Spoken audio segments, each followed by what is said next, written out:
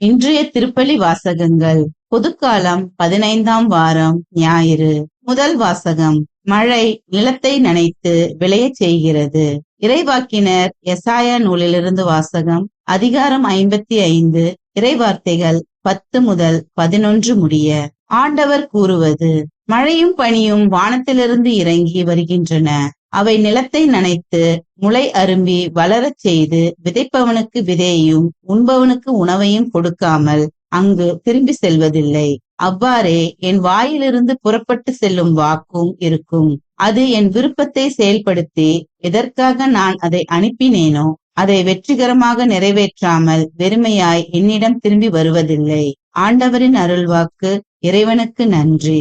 பதிலுரை பாடல். திருப்பாடல் 65, இறைவார்த்தைகள் 9, 10, 11, 12 மற்றும் 13 முடிய. பல்லவி. நல்ல நிலத்தில் விழுந்த விதைகளோ விளைச்சலை கொடுத்தன. மண்ணுலகை பேணி அதன் நீர்வளத்தையும் நிலவளத்தையும் பெருக்கினீர். கடவுளின் ஆறு கரை புரண்டோடியது. அது தானியங்களை நிரம்ப விளையச் செய்தது. பல்லவி. நல்ல நிலத்தில் விழுந்த விதைகளோ விளைச்சலை கொடுத்தன. நீரே அவற்றை இவ்வாறு விளையச் செய்துள்ளீர். அதன் படைசால்களில் தண்ணீர் நிறைந்தோடச் செய்தீர். அதன் கரையோர நிலங்களை பரம்படித்து மென்மழையால் மிருதுவாக்கினீர். அதன் வளமைக்கு ஆசி வழங்கினீர். பல்லவி. நல்ல நிலத்தில் விழுந்த விதைகளோ விளைச்சலை கொடுத்தன. ஆண்டு முழுவதும் உமது நலத்தால் முடிசூட்டுகின்றீர். உம்முடைய வழிகள் எல்லாம் வளம் கொழிக்கின்றன. பாலை நிலத்தில் மேய்ச்சல் நிலங்கள் செழுமை பொங்குகின்றன. குன்றுகள் அக்களிப்பை இடைக்கச்சையாய் அணிந்துள்ளன. பல்லவி. நல்ல நிலத்தில் விழுந்த விதைகளோ விளைச்சலை கொடுத்தன. புல்வெளிகள் மந்தைகளை ஆடையென கொண்டுள்ளன. பள்ளத்தாக்குகள் தானியங்களால் தங்களை போர்த்தி கொண்டுள்ளன. அவற்றில் எங்கும் ஆரவாரம், எம்மருங்கும் இன்னிசை. பல்லவி. நல்ல நிலத்தில் விழுந்த விதைகளோ விளைச்சலை கொடுத்தன. இரண்டாம் வாசகம். கடவுளின் மக்கள் வெளிப்படுவதை காண்பதற்காக படைப்பே பேராவலோடு காத்திருக்கிறது. திருத்துதர் பவுல் ரோமேற்கு எழுதிய திருமுகத்திலிருந்து வாசகம். அதிகாரம் 8, இறைவசனங்கள் 18 முதல் 23 முடிய. சகோதர சகோதரிகளே, இக்காலத்தில் நாம் படும் துன்பங்கள் எதிர்காலத்தில் நமக்காக வெளிப்பட போகிற மாட்சியோடு ஒப்பிட தகுதியற்றவை என நான் எண்ணுகிறேன்.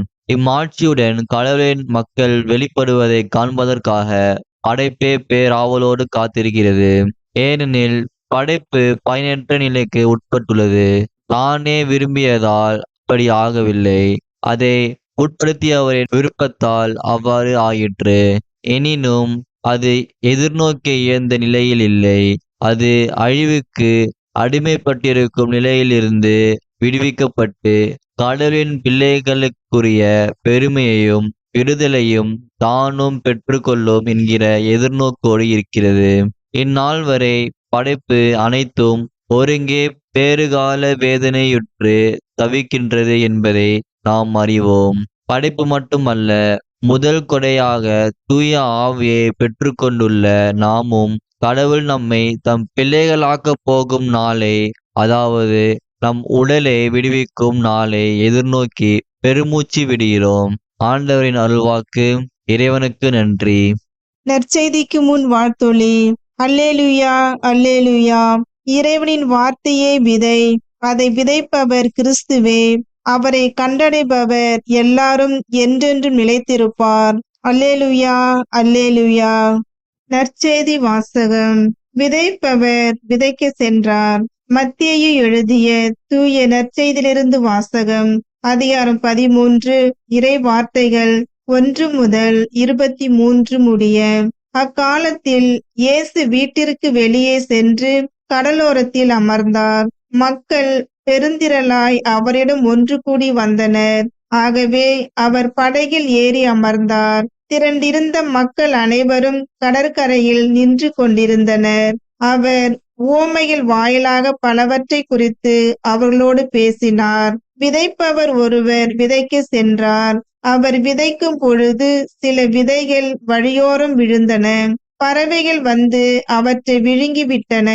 வேறு சில விதைகள் மிகுதியாக மண் இல்லா பாறை பகுதிகளில் விழுந்தன. அங்கே மண் ஆழமாக இல்லாததால் அவை விரைவில் முளைத்தன. ஆனால் கதிரவன் மேலே எழ அவை காய்ந்து வேர் இல்லாமையால் கருகி போயின. மற்றும் சில விதைகள் முட்செடிகளின் இடையே விழுந்தன. முட்செடிகள் வளர்ந்து அவற்றை நெருக்கி விட்டன. ஆனால் இன்னும் சில விதைகள் நல்ல நிலத்தில் விழுந்தன. அவற்றுள் சில 100 மடங்காகவும், சில 60 மடங்காகவும், சில 30 மடங்காகவும் விளைச்சலை கொடுத்தன. கேட்க செவியுள்ளோர் கேட்கட்டும் என்றார். சீடர்கள் அவர் அருகே வந்து, ஏன் அவர்களோடு உவமைகள் வாயிலாக பேசுகின்றீர் என்று கேட்டார்கள். அதற்கு இயேசு அவர்களிடம் மறுமொழியாக கூறியது, விண்ணரசின் மறைபொருளை அறிய உங்களுக்கு கொடுத்து வைத்திருக்கிறது. அவர்களுக்கோ கொடுத்து வைக்கவில்லை. உள்ளவருக்கு கொடுக்கப்படும், அவர் நிறைவாக பெறுவார். மாறாக இல்லாதவரிடமிருந்து உள்ளதும் எடுக்கப்படும். அவர்கள் கண்டும் காண்பதில்லை, கேட்டும் கேட்பதில்லை, புரிந்து கொள்வதும் இல்லை. இதனால்தான் நான் அவர்களோடு உவமைகள் வாயிலாக பேசுகிறேன். இவ்வாறு எசாயாவின் பின்வரும் இறைவாக்கு அவர்களிடம் நிறைவேறுகிறது. நீங்கள் உங்கள் காதால் தொடர்ந்து கேட்டும் கருத்தில் கொள்வதில்லை, உங்கள் கண்களால் பார்த்து கொண்டே இருந்தும் உணர்வதில்லை. இம்மக்களின் நெஞ்சம் கொழுத்து போய்விட்டது, காதும் மந்தமாகி விட்டது. இவர்கள் தம் கண்களை மூடிக்கொண்டார்கள். எனவே கண்ணால் காணாமலும், காதால் கேளாமலும், உள்ளத்தால் உணராமலும், மனம் மாறாமலும் இருக்கின்றார்கள். நானும் அவர்களை குணமாக்காமல் இருக்கிறேன். உங்கள் கண்களோ பேறு பெற்றவை, ஏனெனில் அவை காண்கின்றன.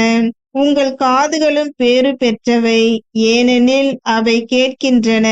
நான் உறுதியாக உங்களுக்கு சொல்கிறேன், பல இறைவாக்கினர்களும் நேர்மையாளர்களும் நீங்கள் காண்பவற்றை காண ஆவல் கொண்டிருந்தார்கள், ஆனால் அவர்கள் காணவில்லை. நீங்கள் கேட்பவற்றை கேட்க விரும்பினார்கள், ஆனால் அவர்கள் கேட்கவில்லை. எனவே விதைப்பவர் உவமையை பற்றி கேளுங்கள். வழியோரம் விதைக்கப்பட்ட விதைகளுக்கு ஒப்பானோர் இறையாட்சியை குறித்த இறை வார்த்தையை கேட்டும் புரிந்து கொள்ள மாட்டார்கள். அவர்கள் உள்ளத்தில் விதைக்கப்பட்ட விதைகளை தீயோன் கைப்பற்றி செல்வான். பாறை பகுதிகளில் விதைக்கப்பட்ட விதைகளுக்கு ஒப்பானோர் இறை வார்த்தையை கேட்டவுடன் அதை மகிழ்ச்சியோடு ஏற்றுக்கொள்வார்கள். ஆனால் அவர்கள் வேரற்றவர்கள், எனவே அவர்கள் சிறிது காலமே நிலைத்திருப்பார்கள். இறை வார்த்தையின் பொருட்டு வேதனையோ இன்னலோ நேர்ந்த உடனே தடுமாற்றம் அடைவார்கள். முட்செடிகளுக்கு இடையில் விழுந்த விதைகளுக்கு ஒப்பானோர் இறை வார்த்தையை கேட்டும் உலக கவலையும் செல்வ மாயையும் அவ்வார்த்தையை நெருக்கி விடுவதால் பயனளிக்க மாட்டார்கள். நல்ல நிலத்தில் விதைக்கப்பட்ட விதைகளுக்கு ஒப்பானோர் இறை வார்த்தையை கேட்டு புரிந்து கொள்வார்கள். இவர்களுள் சிலர் 100 மடங்காகவும், சிலர் 60 மடங்காகவும், சிலர் 30 மடங்காகவும் பயனளிப்பர். ஆண்டவரின் அருள்வாக்கு. கிறிஸ்துவே உமக்கு புகழ்.